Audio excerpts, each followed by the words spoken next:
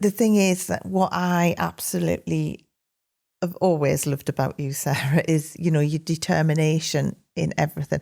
And I can always remember, I'm not quite sure at what point it was in your journey that, because we were all going to climb Mount Snowdon. Oh, that was still, I was still going through chemo. That was right, in 2021 and I was still undergoing chemo at that point.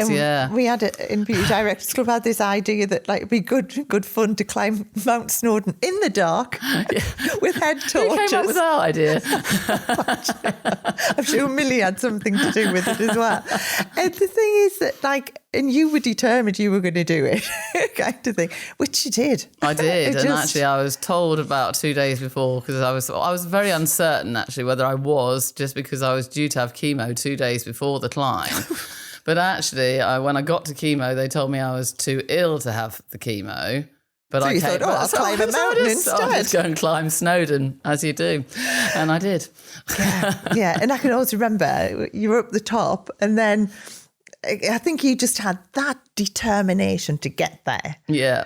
And I can just remember you just like, you were way ahead of me. I wasn't on the way down. That's what I was going to say.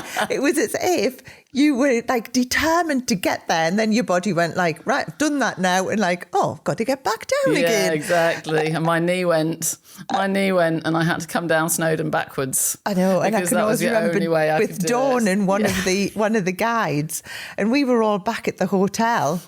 Wondering where I was. with our Prosecco celebrating.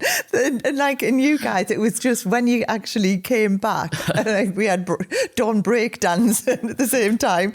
But like, it was such an energy because at one point we were like thinking, are you actually going to get back down? I know, so did I. I thought I was going to have the helicopters out. But then the next day you were back there, like sort of like back to, you know, anyone else would have probably. Yeah, well, sort of. Wow, I did feel a bit rough for a few days. Yeah, but I mean, honest, you know, this is the thing though. But it just goes to show though, you know, I mean, it's mind over matter, isn't it, kind of thing. Yeah, and you've just proved that time after time. So obviously then, the BRCA gene and everything, you then went on for more treatment, didn't you, from there? Yeah, I mean, not so much for the BRCA gene, sadly, because the cancer came back. So I am in line potentially to have a double mastectomy at some point, but I have to be 2 years cancer-free before I can even consider that.